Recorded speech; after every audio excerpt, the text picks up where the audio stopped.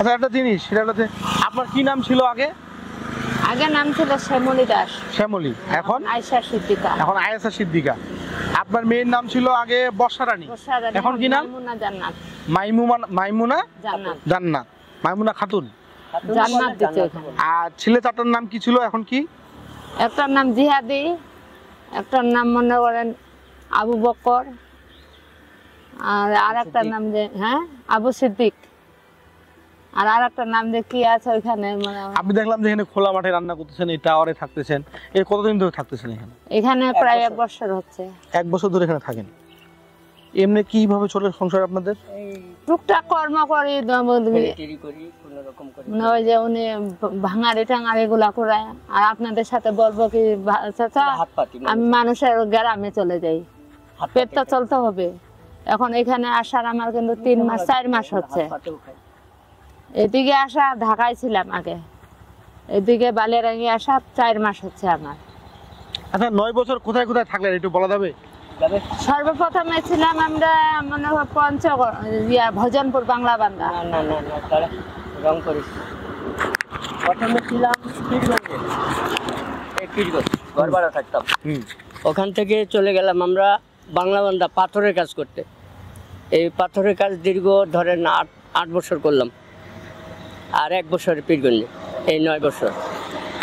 তারপরে এইখানে আসার আমার 4 মাস হলো ভর্তি, আর 1 বছর ধরে যাতায়াত করতাম আর কি, কিন্তু থাকতাম না এইখানে।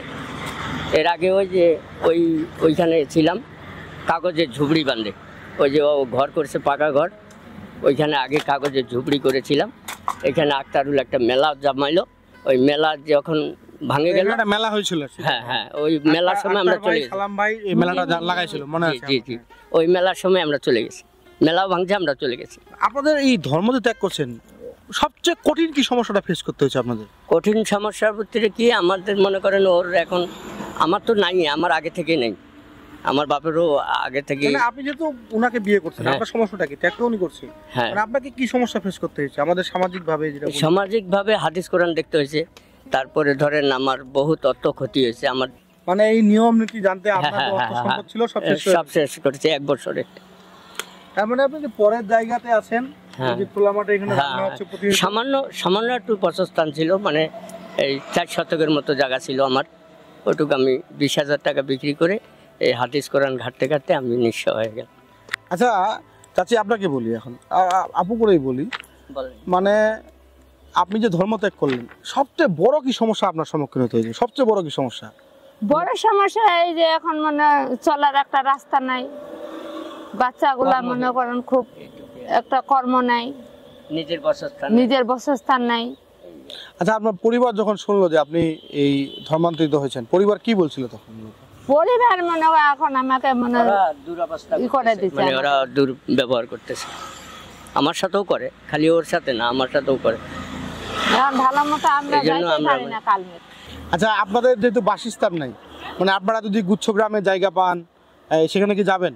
হ্যাঁ যাবো, কেন যাবো না? মানে দেখেন যে এই আশেপাশে কিন্তু গুচ্ছগ্রাম ফাঁকা নাই, দেখেন যে অনেক যেগুলো গুচ্ছগ্রাম ফাঁকা আছে সেগুলো অনেক দূরের জায়গা, সেই জায়গাতে যাবেন? হ্যাঁ যাবো, যেখানে এই যে প্রান্তে জঙ্গল